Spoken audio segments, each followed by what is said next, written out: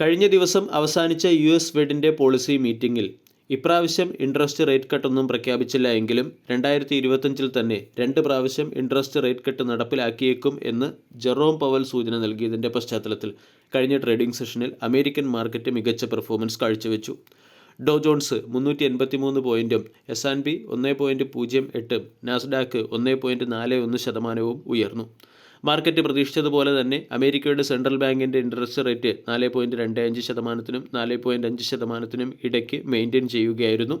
അതേസമയം 2025 തന്നെ 2 പ്രാവശ്യം റേറ്റ് കട്ട് നടപ്പിലാക്കിയേക്കും എന്ന് ജെറോം പവൽ സൂചന നൽകിയിട്ടുണ്ട്.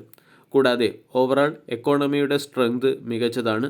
എക്കോണമി മികച്ച രീതിയിൽ പെർഫോം ചെയ്യുന്നതിനോടൊപ്പം തന്നെ ലേബർ മാർക്കറ്റ് കണ്ടീഷൻസ് സോളിഡും അമേരിക്കയുടെ ഇൻഫ്ലേഷൻ അതിൻ്റെ ലോങ് ടൈം ടാർഗറ്റായ 2%-അടുത്തേക്ക് അടുക്കുന്നതും പോസിറ്റീവ് ഫാക്റ്റായിട്ടാണ് വിലയിരുത്തപ്പെട്ടത്.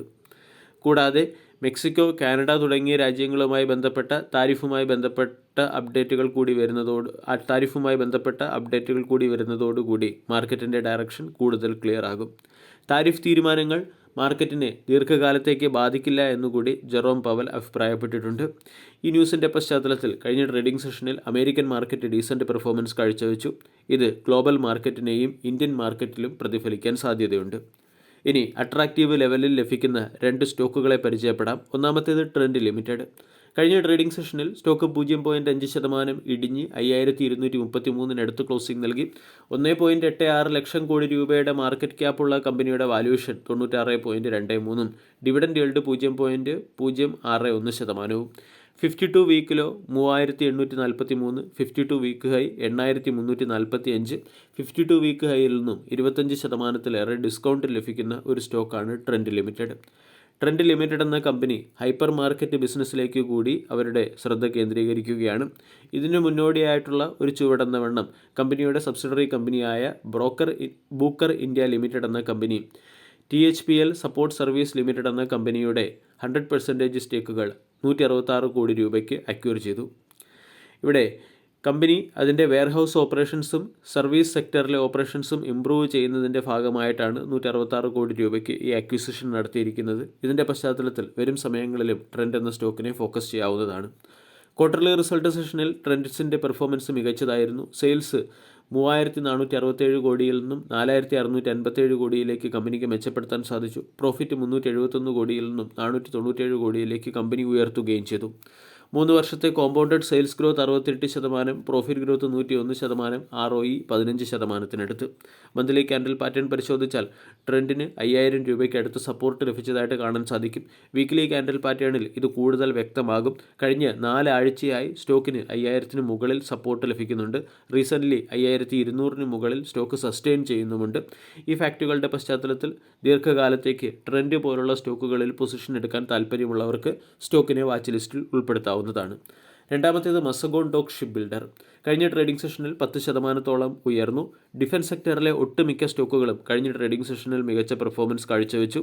യൂറോപ്യൻ രാജ്യങ്ങൾ അവരുടെ മിലിറ്ററി സ്ട്രെങ്ത് വർദ്ധിപ്പിക്കാൻ തീരുമാനിച്ചതിൻ്റെ പശ്ചാത്തലത്തിൽ ഡിഫൻസ് സപ്ലൈ ചെയ്യുന്ന കമ്പനികൾക്ക് കൂടുതൽ ഓർഡറുകൾ ലഭിക്കാൻ സാധ്യതയുള്ളതുകൊണ്ടാണ് Mazagon dock, Cochin shipyard, GRC പോലുള്ള ഒട്ടുമിക്ക ഷിപ്പ് മാനുഫാക്ചറിംഗ് കമ്പനികളും ഡീസൻറ്റ് പെർഫോമൻസ് കാഴ്ചവെച്ചത്. കൂടാതെ ഡിഫൻസ് ഇൻഡെക്സ് തന്നെ 5%-ഓളം ഉയരുകയും ചെയ്തു.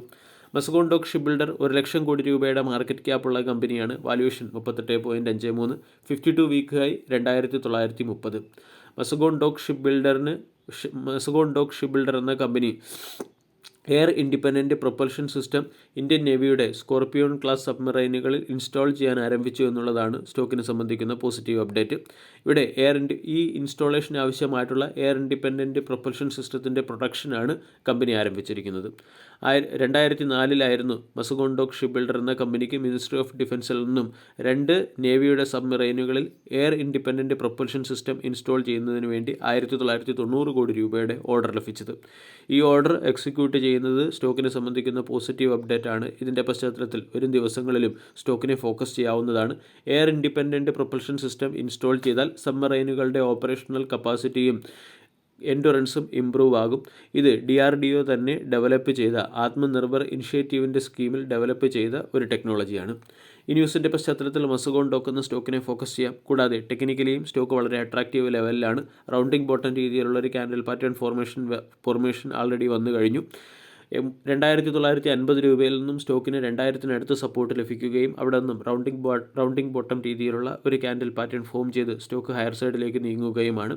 2950, 3000 തുടങ്ങിയ ലെവലുകളാണ് പ്രധാന റെസിസ്റ്റൻസായി പ്രവർത്തിക്കുക. വീഡിയോ എല്ലാവർക്കും ഇഷ്ടമായി എന്ന് വിശ്വസിക്കുന്നു. താങ്ക്